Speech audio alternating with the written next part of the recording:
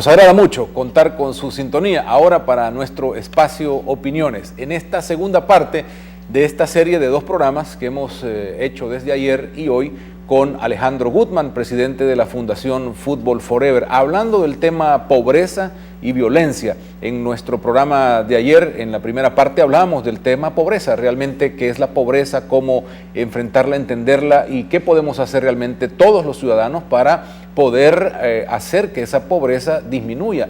Y también la otra parte de la conversación va en el sentido, ¿qué relación tiene realmente la pobreza con la violencia como la conocemos y la hemos estigmatizado en nuestro país?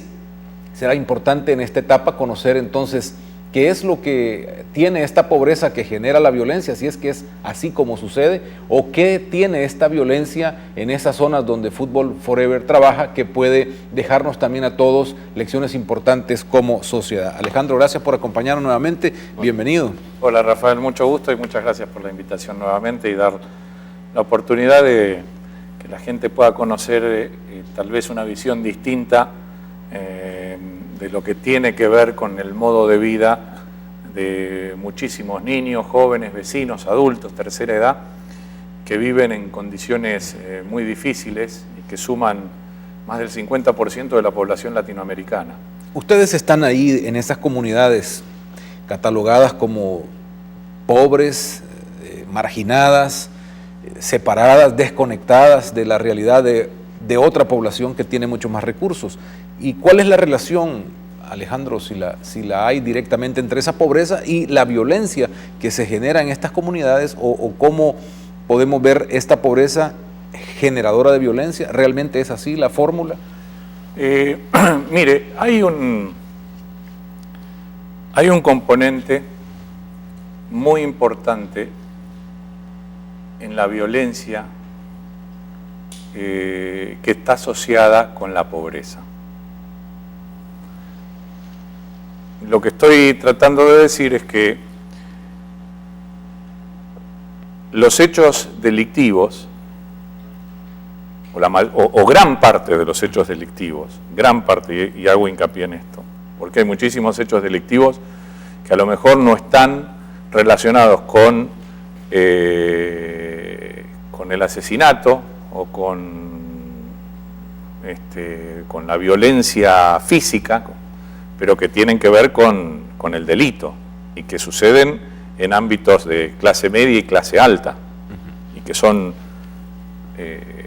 muy pero muy dañinos para la sociedad, muy dañinos, y que en algunos momentos están relacionados y tienen mucho que ver para que ocurran otros hechos de violencia. Pero contestándole puntualmente lo suyo, en general los hechos de violencia, los asesinatos, muchos de los robos, o gran parte de los robos, le diría la mayoría de ellos, los hechos que el común de la gente considera como o enmarca dentro de la violencia, tienen una connotación muy asociada, un componente muy, muy vinculado con la pobreza. Ahora, esto es muy distinto de decir y de asociar, que desgraciadamente esto ocurre por muchísimos motivos, algunos de los cuales los hablamos ayer, que la pobreza debe asociarse a la violencia. No es lo mismo. En la violencia hay un componente en general asociado y que es cierto, y hay un vínculo con la pobreza. Pero no sucede que en las comunidades empobrecidas debe asociarse la violencia con ellas.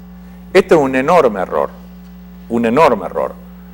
porque violencia se da en todos los estratos, en todas las clases, en muchísima gente, más allá de su ambiente. Ayer hablábamos de un porcentaje de hechos delictivos que se dan en las comunidades empobrecidas en distintos lugares de Latinoamérica y que los medios refuerzan en general por una cuestión de marketing, porque se dieron cuenta que el rojo de la sangre vende más que otra noticia y que a la gente le llama más la atención, entre otras causas, y un poco el apoyo del otro sistema que funciona, que le gusta ver al otro que no crezca demasiado, porque no, por lo menos no hace demasiado para que crezca. Y entonces provoca esta estigmatización, porque si usted lee en los diarios, escucha las radios, ve la televisión, utiliza el internet, y lo que repetitivamente, día tras día, en uno y otro espacio, se muestran distintos hechos de violencia, primero en una comunidad, después en otra comunidad, después en aquella comunidad. Lo que se hace porque hay una mala información, porque tal vez no haya una buena preparación periodística ni de los medios para encarar el tema, porque está estructurado como para rescatar esa noticia sin un contexto, y entonces se pierde el sentido de esa noticia, y el que recibe esa información, que está también muy apurado y no conoce esos lugares, porque la verdad se le ha generado en su inconsciente y su consciente tanto temor ante esos lugares que no replantea lo que se le está brindando. Entonces lo que sucede es una ecuación lamentable que padecen aquellos vecinos con un estigma y un preconcepto que deben llevar no solo ellos como miembros de la comunidad, sino también aquellos que no viven en esas comunidades y que van formando este preconcepto y lo van alimentando día a día. Entonces se asocia por esos hechos aislados de violencia la pobreza con la violencia, cosa que es absolutamente errónea. Ahora, ¿qué pasa con las maras, las pandillas en estos lugares?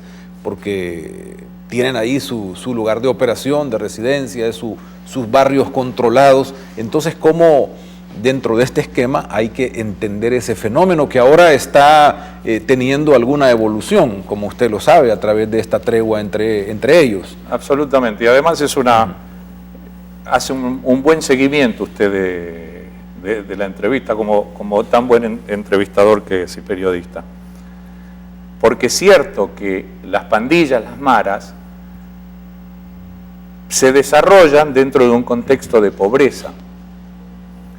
Y esto tiene mucho que ver con lo que le decía en un primer momento Rafael, que es que sí hay una asociación entre la creación y el desarrollo de la violencia con la pobreza y con la falta de oportunidades, con el aislamiento que se da, con la falta de pertenencia, de contexto que se le da a los muchachos, que van viviendo los muchachos en situaciones muy pero muy aisladas y dramáticas, y que resultan aquellos más con mayores dificultades dentro de esas comunidades. Si nosotros hablamos de porcentajes, los muchachos que están involucrados en las pandillas y las maras, en las comunidades representan un 0, algo de la gente que vive en estas comunidades. No puede decirse, porque es una falta de respeto, es vergonzoso para la gente que vive en las comunidades, para la condición humana, para su otro ciudadano, para su pueblo, decir y asociar a las comunidades empobrecidas con las pandillas o las maras. Porque es tan solo un porcentaje muy pero muy menor. Y yo le puedo, digamos, asegurar que al final del día, los pandilleros y los mareros, no es que uno pensó, bueno, este es el camino que yo voy a seguir. Van siguiéndolo porque no se ven en otro contexto. Los pandilleros no se dan por hecho fortuito. Como tampoco se da por un hecho fortuito que usted se haya dedicado al periodismo, que haya tenido una carrera universitaria, que piense como piensa, que se maneje como se maneja. Es el producto de una familia, de un contexto sociocultural y obviamente de su propio esfuerzo, sin lugar a dudas. No sé en qué orden va, porque eso se lo dejamos a los investigadores. Lo mismo ocurre con los pandilleros. Y desgraciadamente, si bien es ese el ámbito, como usted bien apuntaba, donde muchas veces se manejan, esto no significa que la misma comunidad esté asociada o no padezca de esa circunstancia. No es tan fácil tampoco ser pandillero. No se crea que la vida es color de rosa siendo pandillero.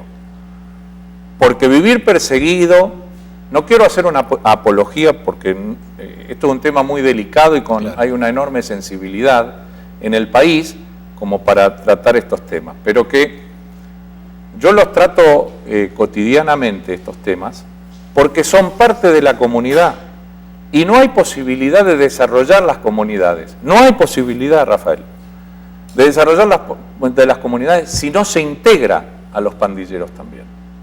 Hemos tratado de erradicar el problema. ¿Cómo? Con más mano fuerte y hacer ver que el que se porta mal debe recibir un castigo y ser separado de la sociedad que no se comporta igual. ¿Qué efecto ha tenido realmente eso que es natural, es un pensamiento correcto en esa realidad? Mire, yo creo que el tema de la violencia obviamente debe ser atacado desde muchos puntos de vista. Yo no conocí nunca un pandillero que no reconociera que tras cometer un delito no le correspondiera ir a la cárcel. No conocí nunca, porque ellos saben. Ellos lo tienen bien clarito. Pero atacar el tema de la violencia con medidas preventivas, con la prevención, es como decir que se va a atacar al sistema de salud con medidas preventivas. Usted puede desarrollar una campaña contra el SIDA, y está bien, pero usted no puede tomar al sistema de salud y pretender que va a mejorar la salud de la población toda con medidas preventivas, porque usted tiene que tomar políticas que tengan que ver para el desarrollo de la salud de la gente en un país. La violencia es la culminación de un proceso de vida. Si uno no... Esa es la última etapa. Si uno quiere combatir esto con medidas preventivas, de las que se hacen cargo y promueven los antropólogos, los sociólogos, los politólogos, los políticos, y cada uno que pasa y que se le presenta un micrófono tiene la posibilidad de tener un cargo público, me parece que no entendieron bien de qué se trata. A ver, pero entonces, ¿dónde está la situación? Porque bueno, si tratamos con las manos legales, manos duras, no funcionó, ahora estamos en el tema prevención y tampoco es lo correcto. No, pero yo no digo que mire, usted debe atacar el problema desde distintos ángulos. Usted no puede dejar de combatir la violencia con las armas en algunos momentos. Seguro, porque es así. Lo saben los pandilleros esto, pero esto no puede ser el único camino. Ese es uno de los tantos caminos. Y no es el camino la prevención como único mecanismo. La prevención le podrá servir para algo muy puntual, pero la prevención no es una sucesión de actividades aisladas que permitan al joven, bueno, darle una pelota, o darle un curso de inglés, o darle un curso de tal cosa, de informática, de computación, para que no esté en la calle. Son muchas más cosas que esas.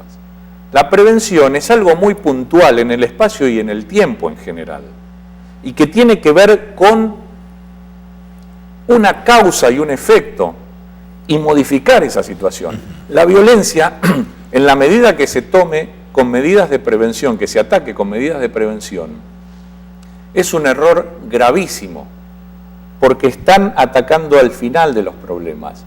Mire, hay un tema que tiene que ver con la desigualdad, que es muy importante y tan en boga está, y que provoca, según las estadísticas y los investigadores, otra vez, los intelectuales que se dedican a estos temas, lo tienen bien medido. Después no tienen idea qué hacer con esos números, porque empiezan a elaborar fórmulas matemáticas como si fueran matemáticos, y no lo son, y además no conducen a nada. Esa desigualdad usted la puede combatir con la integración. Si usted, los mayores hechos de violencia, o las causas primeras que están relacionadas con la violencia, es la falta de integración, la falta de oportunidades. Uno se va aislando, va encontrando un ámbito donde se siente más o menos cómodo, aún estando fuera de la ley y fuera de un marco social, que ya es embromado vivir en esas condiciones. Ya es difícil vivir en esas condiciones, mañana, tarde y noche. Entonces, si usted quiere desarrollar y quiere atacar todos estos problemas, primero hay que preocuparse cómo vive la gente. Por eso ustedes dicen, en las comunidades no se vive la estadística, sino que las historias de las personas. Absolutamente. Y hay que interesarse en estas historias. Pero mire, recién le hablaba de los politólogos, de los políticos, de los antropólogos, de los sociólogos, de los economistas que hablan de estos temas. ¿Cuándo van a hablar los pobres? ¿Cuándo se va a conocer la posición real, la experiencia, la inteligencia, el modo de vida? ¿Cuándo le toca el turno a los pobres para contar el lado de su historia? ¿Por qué a mí me tienen que contar mi propia historia otro? ¿A usted le gustaría, salvo que usted esté recibiendo una medalla, Rafael, que el presentador hablara de su currículum? Pero si usted está explicando su vida y tiene que defenderse, porque en definitiva lo están atacando, de entrada nomás lo están atacando, sin saber muy bien por qué, al que vive en una comunidad empobrecida ya lo están atacando por el preconcepto, porque esa marginalización no es gratuita, no es gratuita. No es que, bueno, ¿qué le importa a la gente? ¿Cómo que le importa a la gente? La gente tiene menos oportunidades porque ya desde que intenta salir de su ámbito, ya tiene dificultad para ingresar en el otro. Y nadie quiere ingresar en el ámbito donde